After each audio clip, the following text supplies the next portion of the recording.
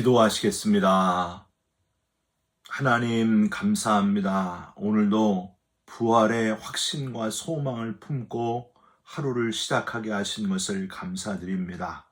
하나님과 함께하는 이 첫 시간, 우리 마음속에 어둠이 다 떠나가게 하시고 걱정, 근심, 염려가 다 떠나가게 하시고 하나님이 주시는 은혜와 평강으로 채워 주시옵소서.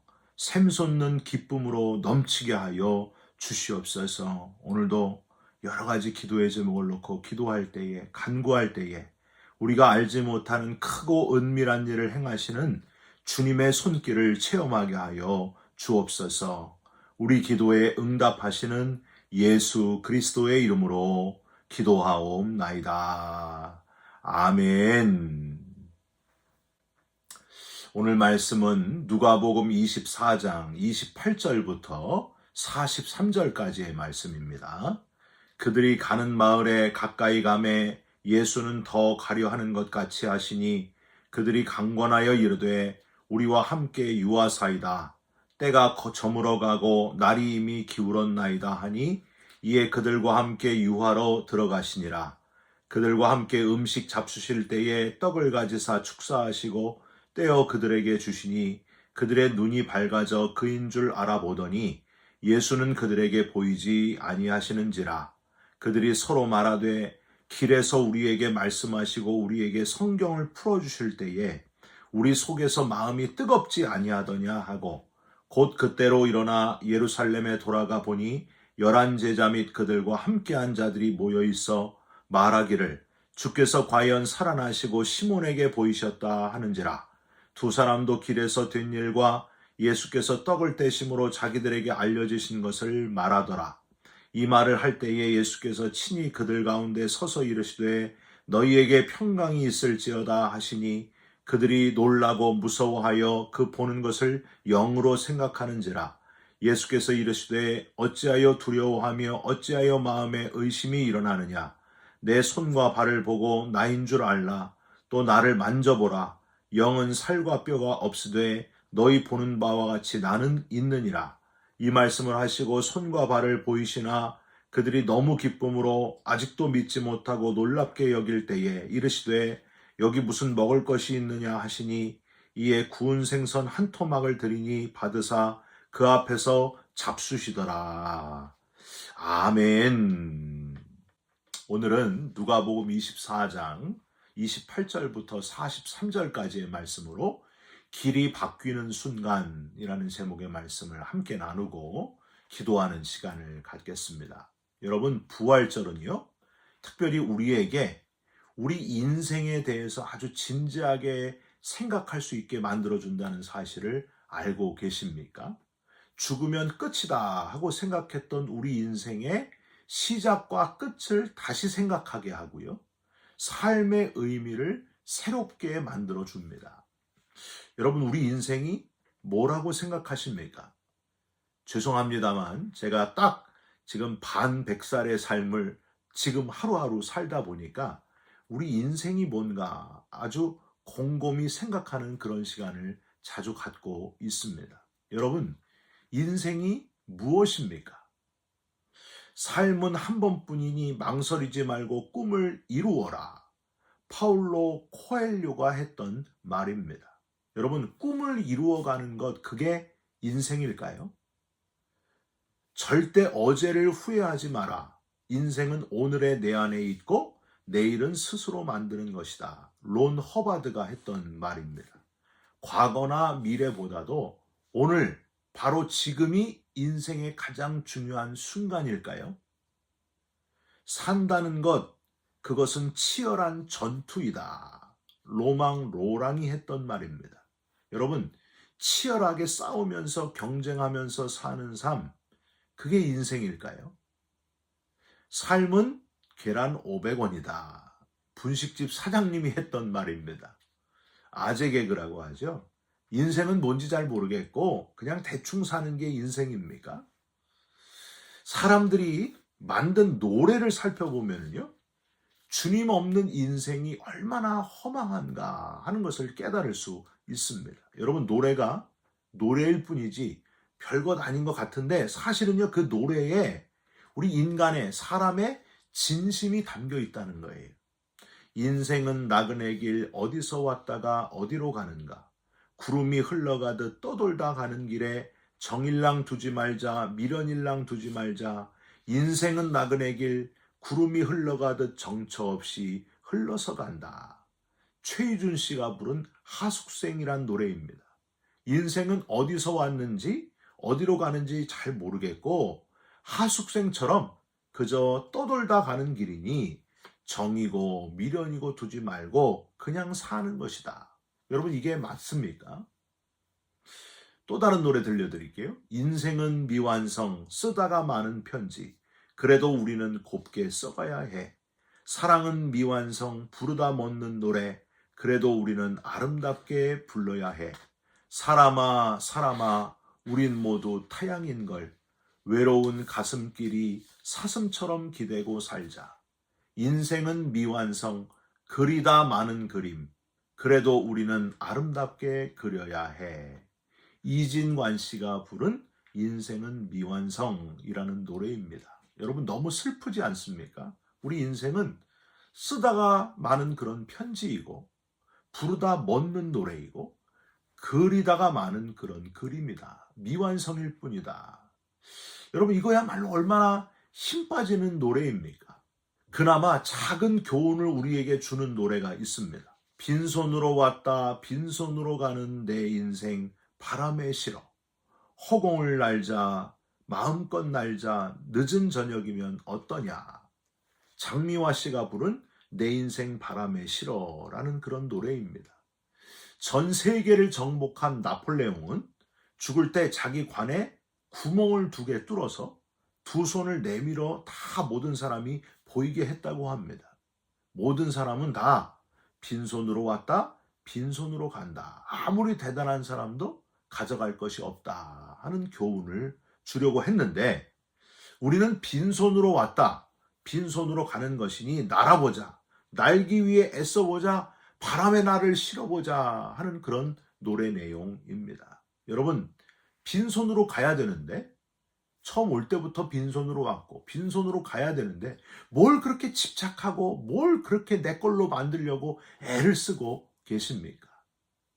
오늘 본문에 엠마오로 가는 2 제자의 마음이 바로 그런 주님 없는 인생의 마음이었습니다. 허망한 마음이었습니다.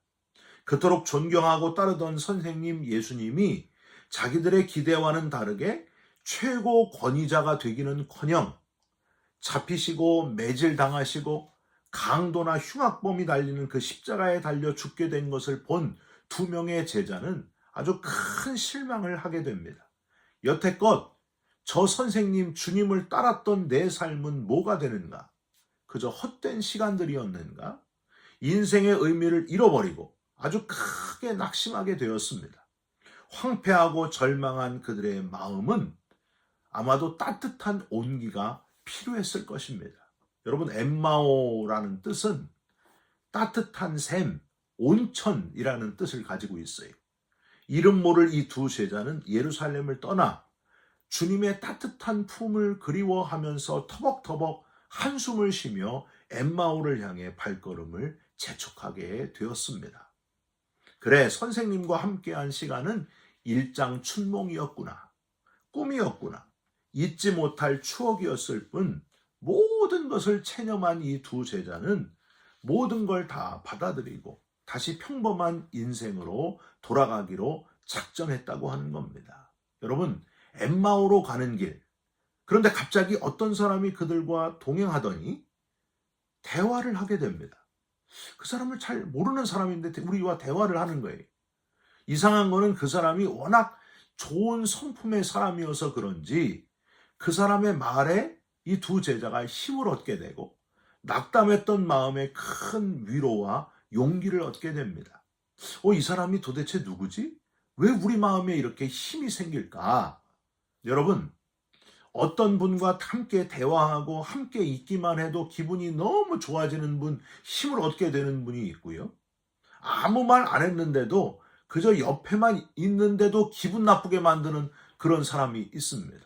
여러분은 어떤 사람입니까? 여러분은 어떤 사람들 모임에 가면은 그 모임을 힘주게 하고 그 모임에 기쁨이 되고, 예? 아주 기분이 좋아지게 만드는 사람입니까? 아니면 여러분이 가는 곳마다 화가 나고 싸움이 일어나고 기분 나쁘게 만드는 그런 사람입니까? 옆에 앉아만 있어도 기분 좋게 만드는 그런 사람 되시기를 주님의 이름으로 부탁드립니다. 온전한 성품의 사람, 그리스도인의 성품을 잘 연마해서 저와 여러분이 가는 곳마다 화해와 또 힘주고 용기를 주는 그런 역사가 나타나시기를 주님의 이름으로 부탁드립니다. 주 안에 형제 자매를 만나는 것만큼 기쁜 일이 어디 있겠습니까?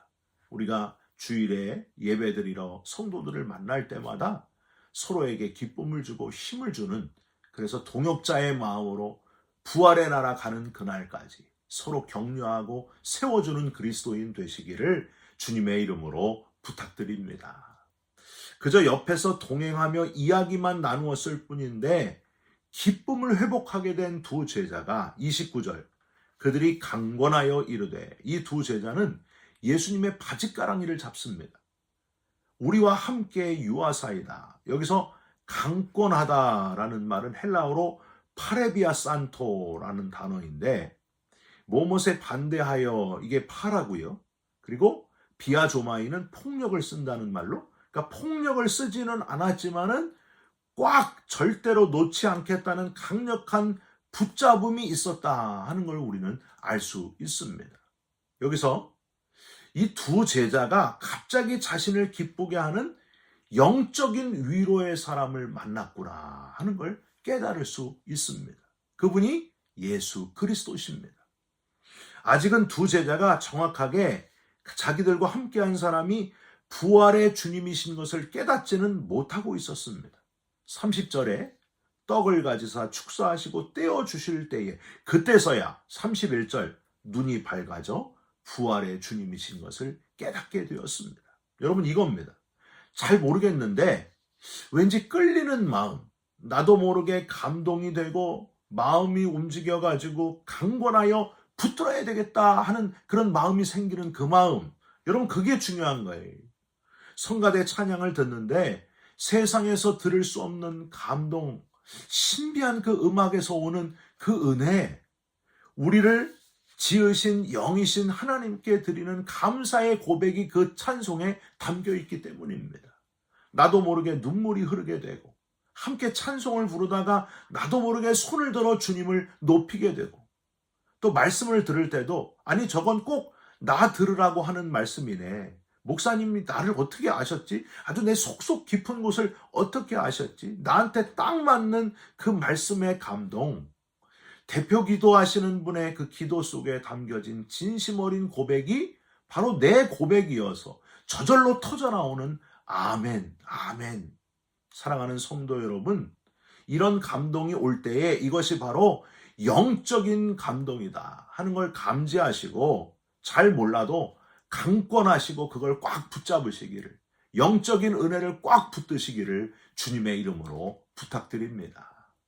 프랑스의 수학자요, 철학자이자 나중에 신학자가 된 파스칼이 이런 말을 했습니다. 우리 마음속에는 하나님만이 채우실 수 있는 뻥 뚫린 공간이 있다, 이런 말을 했어요. 사랑하는 성도 여러분, 세상에서 아무리 이걸 채우려고 해도 마음이 허전하고 우울하기도 하고, 왜 그럴까요? 갱년기가 아니고요, 그게 당연한 거예요. 이 세상에 어떤 것도 우리의 영적인 이 빈 공간을 채울 것이 없기 때문입니다. 이 허전함을 뭘로 채워야 되느냐? 하나님을 만나야만, 부활의 주님을 만나야만 이 공간을 채울 수 있다는 거예요. 주님과 깊은 교제가 있을 때에 인간으로서 당연히 해야 할, 우리를 지으신 하나님께 찬송과 찬양을 올려드릴 때에, 영적인 귀를 열어 하나님의 음성을 들을 때에만 그 빈 공간이 꽉 채워질 수 있습니다. 그때 할 수 있는 고백이 내 잔이 넘치나이다 하는 고백이에요.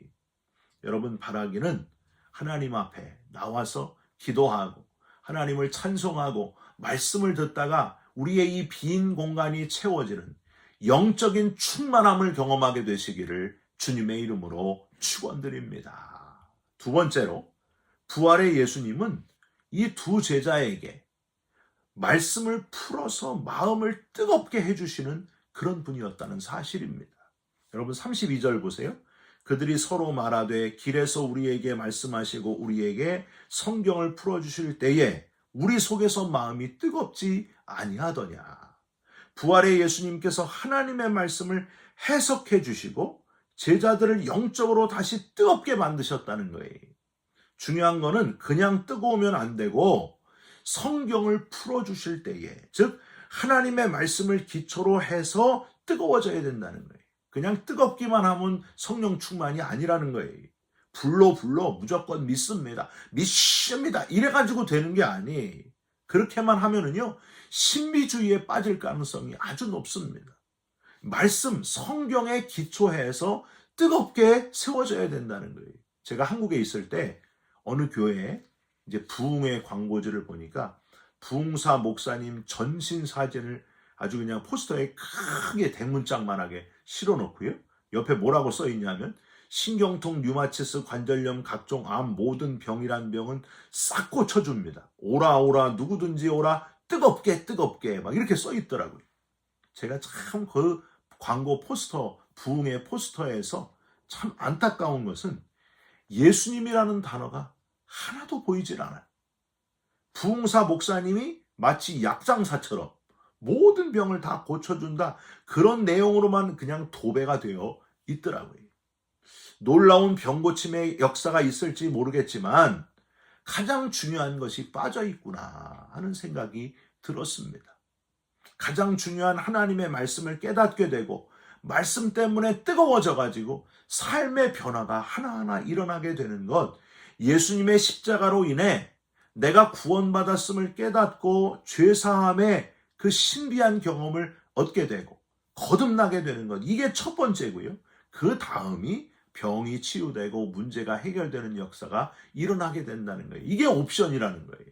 사랑하는 성도 여러분, 기준이 분명해지시기를 바랍니다. 성경, 하나님의 말씀을 기초로 하시고 말씀 때문에 뜨거워지는, 기초가 없이는 아무리 대단한 것들도 다 결국엔 무너지고 만다는 거예요. 기초는 하나님의 말씀입니다. 여러분, 우리 교회가 LA 베이직 교회 아닙니까? 한국의 조정민 목사님 교회, 베이직 교회 분점이 아니냐, 짝퉁이 아니냐 이렇게 얘기하시는 분도 있는데요. 우리 신앙의 베이직, 기초를 바로 세우려고 하는 교회가 바로 LA 베이직 교회입니다.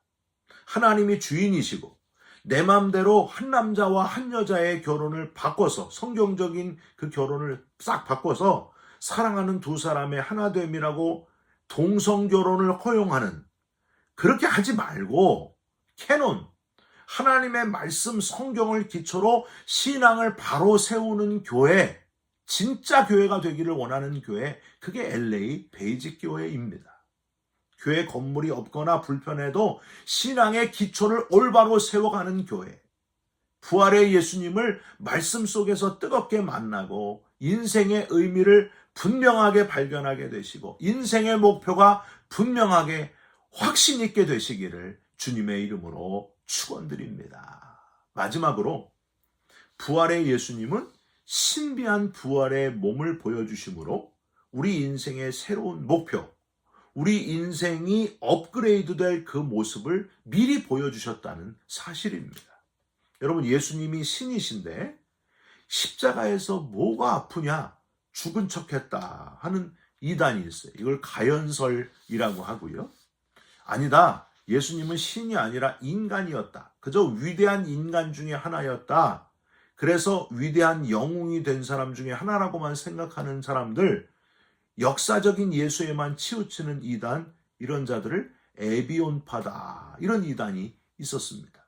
여러분, 오늘 본문에서 죽으신 예수님이 신비한 부활의 몸을 입고 보여주셨다는 것은 예수님이 신이신데 죽은 척했다는 이단, 아니다, 위대한 인간일 뿐이라고 하는 이단들의 그 두 주장을 둘 다 엎어버리는 그런 사실이었습니다. 여러분, 실제로 죽으셨으나 부활하신 예수님의 신비한 그 몸의, 부활의 몸의 증거들을 한번 살펴보십시오. 30절 그들과 함께 음식 잡수실 때에 떡을 가지사 축사하시고 떼어 제자들에게 주시니 부활하신 예수님의 몸은 실제 음식을 먹을 수도 있는 그런 몸이었습니다. 다시 30절 뒷부분에 예수는 그들에게 보이지 아니하시는지라. 갑자기 어디론가 사라지시는 몸, 부활의 주님의 몸이었습니다. 이 땅에 제한되지 않는 몸이었다는 거예요. 36절 반대로 갑자기 친히 그들 가운데 훅 나타나시기도 하고 38절 손과 발에 못자국이 그대로 남아있어서 만질 수도 있는, 그래서 38절 뒷부분 나를 만져보라 영은 살과 뼈가 없으되 너희 보는 바와 같이 나는 있느니라 하셨던 그 몸, 주님의 그 부활의 몸은 실제로 만질 수도 있는 그런 신비한 몸이었다는 사실입니다. 여러분 신기하지 않습니까? 42절에는 구운 생선 한 토막을 잡수실 수도 있는 그런 몸이었어요. 여러분 이게 마술이에요? 아닙니다. 한계가 있는 우리의 그 언어로는, 한계가 있는 우리의 그 시선과 우리의 생각으로는 그 도저히 알 수가 없는 신비한 몸이 바로 부활의 몸이었다는 거예요. 여러분 성경에는 부활의 예수님이 나타나실 때에 이 헬라어로 소마라는 새로운 단어가 등장하고 있습니다. 부활의 몸을 상징하는 단어예요. 감사한 것은 저와 여러분도 이 땅에서 이 사르크스, 일반 육체로 살아가지만 우리의 사르크스가 다 끝나는 그날에 우리의 몸은 부활의 몸으로 바뀐다는 사실입니다. 여러분 믿습니까? 이 부활의 소망을 놓치지 않고 살아가는 저와 여러분이 되시기를 주님의 이름으로 부탁드립니다. 질병 때문에 고통스럽고 늙기도 하고 여기저기 안 아픈 데가 없는, 한계가 있는 우리 육신 장막을 벗게 될 그날, 부활의 존재가 될 그때를 소망하시면서 오늘 밤에 갑자기 그런 죽음의 순간이 온다고 해도 담대하게 부활의 나라에 입성하게 되시기를 주님의 이름으로 축원드립니다. 여러분 소망 잃지 마시고 부활의 확신을 가지고 그 소망을 꽉 붙들고 준비하면서 살아가는 저와 여러분의 삶이 되시기를, 그게 바로 인생의 올바른 길이다 하는 사실을 잊지 마시기를 주님의 이름으로 축원드립니다. 기도하겠습니다. 하나님 아버지 감사합니다. 허무한 우리의 인생에 찾아오셔서 인생의 의미와 목표를 깨닫게 해주신 것을 감사드립니다. 주님을 강권하여 붙드는 자가 되게 하여 주시옵소서. 주의 말씀으로 뜨거워지는 자가 되게 하여 주시옵소서. 신비한 부활의 몸을 소망하면서 살게 하여 주시옵소서. 이 땅의 유한한 것에 대한 집착을, 지나친 집착을 이제는 내려놓게 하시고 부활의 소망을 품고 살아가는 살아있는 그리스도인 되게 하여 주시옵소서. 예수 그리스도의 이름으로 기도 올리옵나이다. 아멘. 하늘에 계신 우리 아버지여, 이름이 거룩히 여김을 받으시오며 나라가 임하시오며 뜻이 하늘에서 이룬 것 같이 땅에서도 이루어지이다. 오늘 우리에게 일용할 양식을 주옵시고 우리가 우리에게 죄진 자를 사하여 준 것 같이 우리 죄를 사하여 주옵시고 우리를 시험에 들게 하지 마옵시고 다만 악에서 구하옵소서. 나라와 권세와 영광이 아버지께 영원히 있사옵나이다. 아멘. 사랑하는 성도 여러분, 답이 없는 허망한 인생의 길, 그런 길에 소망을 두지 마시고 부활의 나라, 부활의 몸을 입으신 그 나라를 소망하면서, 예수님을 소망하면서 살아가는 저와 여러분들이 꼭 되시기를 주님의 이름으로 부탁드립니다. 여러분 사랑합니다. 축복합니다. 감사합니다.